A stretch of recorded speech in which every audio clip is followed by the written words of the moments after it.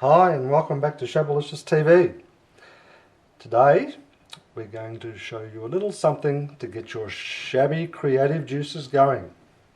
Today I'm going to show you how this little picture frame here, with this lovely little carving at the top, was the inspiration and also the instrument to create this furniture applique or applique. Depends on whether you say tomato or tomato. You want to find out more? Well, stay tuned.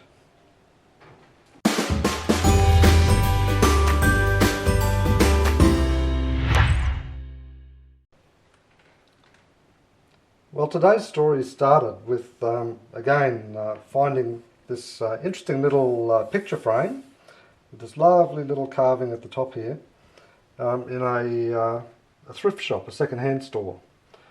And what we thought is, when we saw this picture frame, is how we could transform that into an applique where we could use it on our shabby chic furniture creations. So really what I wanted to do today is step you through the processes of how this picture frame enabled us to produce these by creating a mould. Okay, so first up, I'll just take you through the ingredients that we need to achieve that. First up, to get the applique, what I did is actually took the carving off the top of the picture frame so that I'd have something that I could use to mould. So the original carving was taken off. I sawed it off using a bandsaw. And that enabled us then to have a base product that we could make a mould from, which we can use over and over and over again.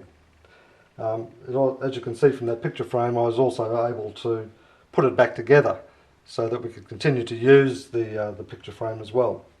So what will you need in terms of tools and equipment to do that?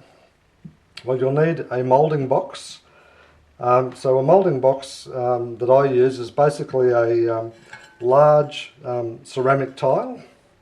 As you can see, it's just a large ceramic tile with a nice gloss finish on the top. On top of that, what I use are these boxes that we can, with the original, put it in here so that we can box it up and make sure that our mould is the right size and the right shape and all that sort of thing. So this is completely adjustable, so we can adjust it up and down and so on, so that we get the right size mould that we can then work out how much mixture we'll need to create that. And we put that together with the clamps and so on, and I'll show you how to do that shortly. In addition to the mould box, the other elements that you will need today is some putty, and I just use ordinary putty from the hardware store, oil-based putty. You'll need a tape measure, just an ordinary tape measure. You'll need pinky sil, which is the mixing agent that we make the silicone mould out of. And here in Australia, we obtain that through a company by the name of Barnes, and the details will be on the information below. But for those of you who live in the US or other parts of the world, just look for a local stockist of silicone. And I think in the US, Tap Plastics, I think, have a similar product. And I'm sure there are similar outlets in Europe and those in Asia as well. In addition to that, you'll also need a piece of paper and pen to do some calculations. And apart from that, that is about all of the ingredients that you will need. Okay, so let's get started. First up, the piece that we wanted to take the mould from, we'll just put that on our large ceramic tile. What we need to do is just, not so much secure, but just make it so that it doesn't move around on this, because this is a glossy surface, is just get some putty and put some putty onto the back of the the item that you want to take the mould off. And the other advantage with this, of course, is that it also makes sure that none of the silicone product gets underneath the item that you want to take the mould of. That's particularly important if it's not particularly flat. But anyway, just a good precaution just to make sure that it stays still. You get a good quality impression, and also, as I said, that when you are working with the item and pouring the silicone over it, which is like most of the products we use, is very fast curing, that it doesn't move around, and you have all sorts of problems created when you're trying to use your mixture up in a hurry before it starts to go off. But I'll give you a few tips about how to do that. So as you can see, we've just put a good covering of putty just across the bottom of this. And I'll just quickly finish that off to make sure that, as I said, that it sits securely, and that the moulding mixture doesn't invade the surface that you're trying to cast. So there we go, all done there. So basically just centre that on the tile and just make sure that you put it on there fairly securely, so that it doesn't move, and that it's got a good seal, so that none of the silicone will go underneath the back of it, because you need a clear surface on which will be the top when you put the resin in, so that the resin can fill up and recreate what we want here. Okay, now that we've got this firmly centered on here and secured with the putty on the base, we'll now box it up. And the way that we do that is I use these resin blocking agents here. And basically the rule of thumb is you try and keep around about 1 centimetre or half an inch around the item that you want to cast. So just pop those in and just manipulate the location of them so that you get that sort of clearance around. And once you've got them there, then basically it's just a matter of popping on a clamp to hold them into place, so that you can then secure the wall of the mould and put the putty and so on around that so that it doesn't leak. Okay, so a little bit of just manipulation of that to make it sure it's nice and square, and gives you the space around the mould that you need, so that you get a good level of coverage. Okay, so that's about right there. Just position that there. And then what you do once you've got that in place is basically get some more of your putty and just seal up the corners inside and on the outside, so that it becomes impervious to the silicone solution that you'll be pouring in there shortly. So just putty up those corners, and all I do is just roll it up into a bit of a sausage shape, and then just place it in the corner so that it seals it up nice. Doesn't take too much to put in there. And similarly on the outside, just seal it up along the outside by placing the putty along the outside there. So I'll just go ahead and do that now, and I'll rejoin you in a moment once I've got that in place. Okay, well there you go. I've got all of that putty in place, and as I said, the purpose of that is basically just to ensure that it makes it well, in effect waterproof, so that when you put the silicone mixture in here, that it doesn't run out over the sides, and you get a nice good quality silicone mould with the end result. Okay, well once you've got that in place and you're happy that the piece that you're moulding is nice and secure, and you've got your mould box in place, the next step is basically to measure it up. And always needs to be measured up if you're using metric in centimetres. So this one is 20 centimetres long by 10 centimetres deep, and in terms of covering the applique itself, it's 3 centimetres.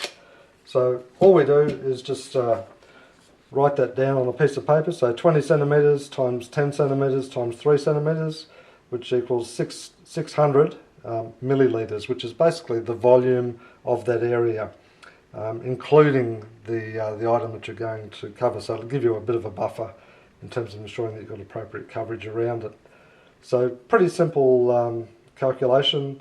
20 centimetres by 10 centimetres by 3 centimetres gives you the volume, which is 600 millilitres.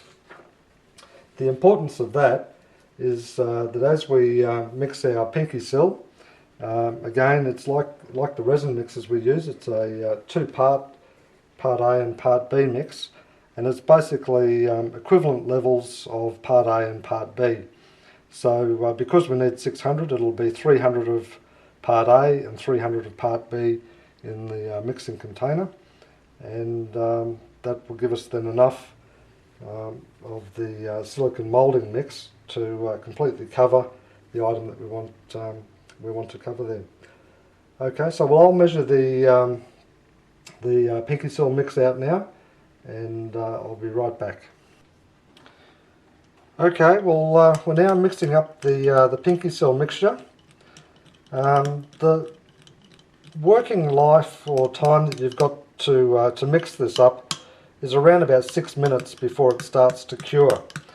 So you need to make sure it's thoroughly mixed together, so you get a nice consistent colour, nice sort of bubblegum colour actually, a nice pink colour, which is ironic because everything about Love My Stuff seems to come back to pink or shades of pink at some point in time.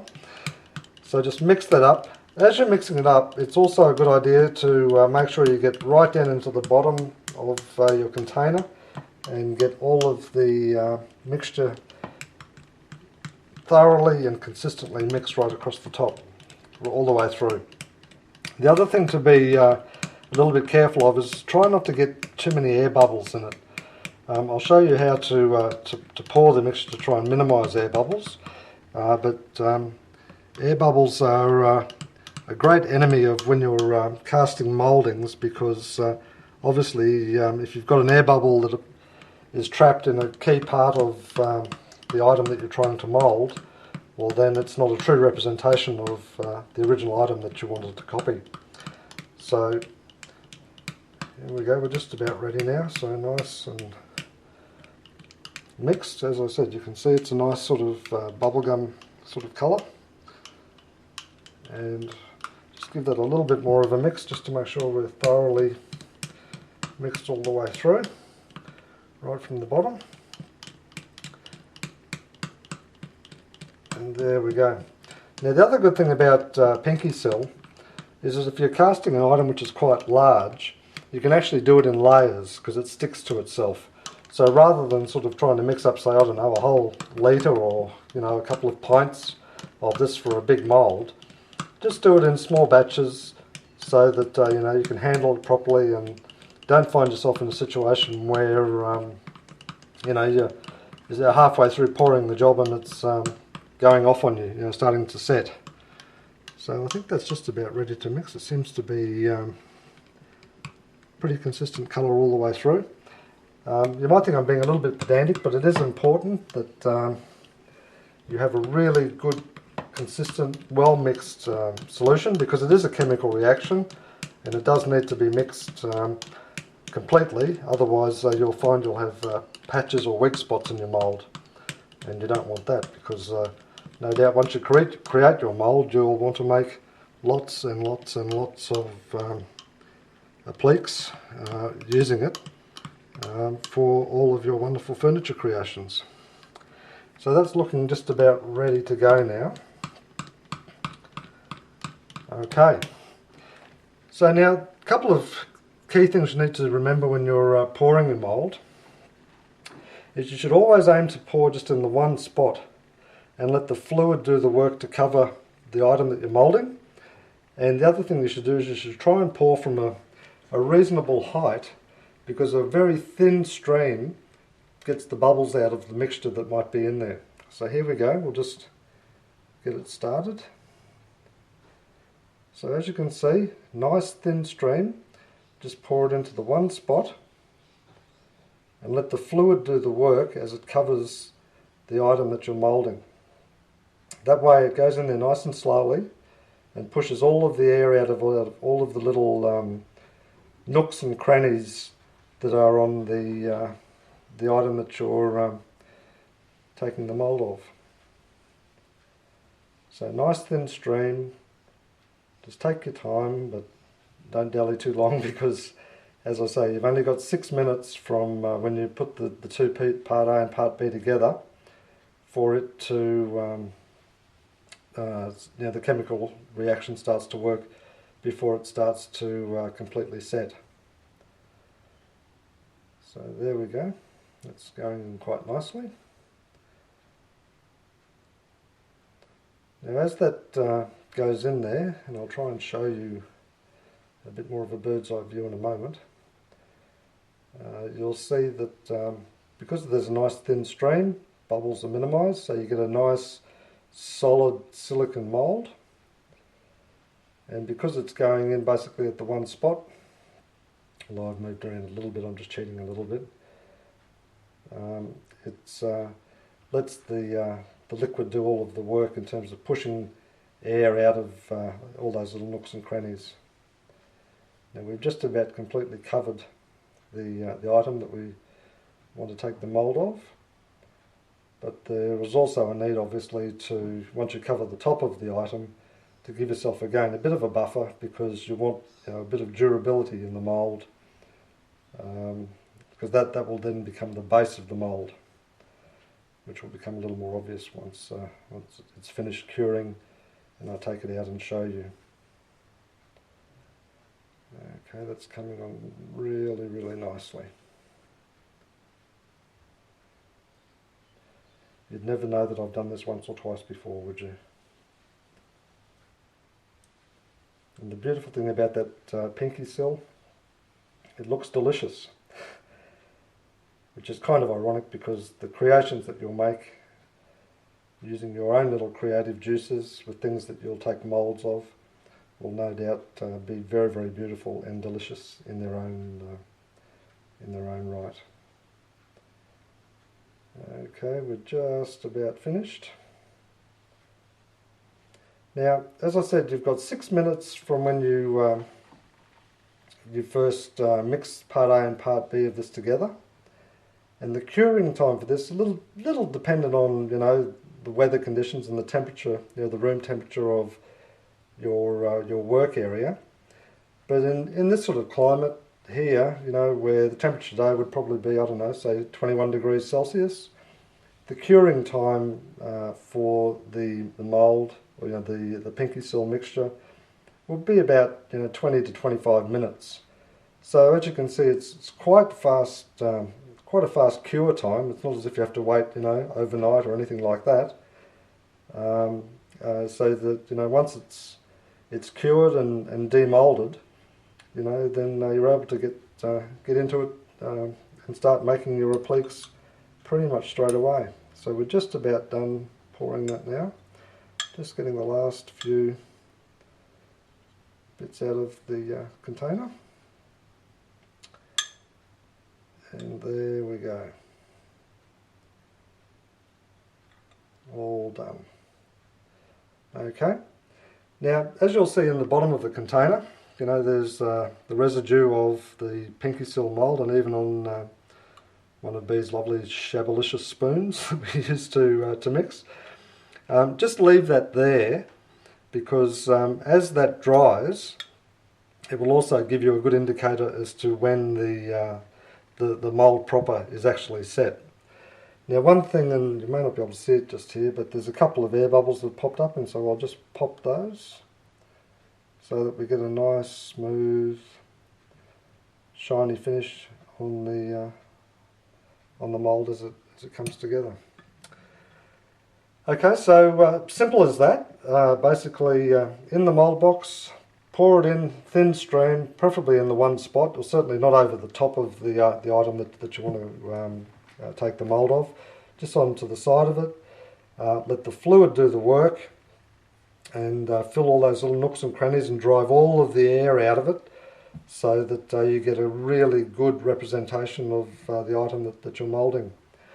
Okay, well, I'll just let that cure, and I'll come back and I'll show you how we get it out of the mould box and what the finished article looks like. We'll see you shortly.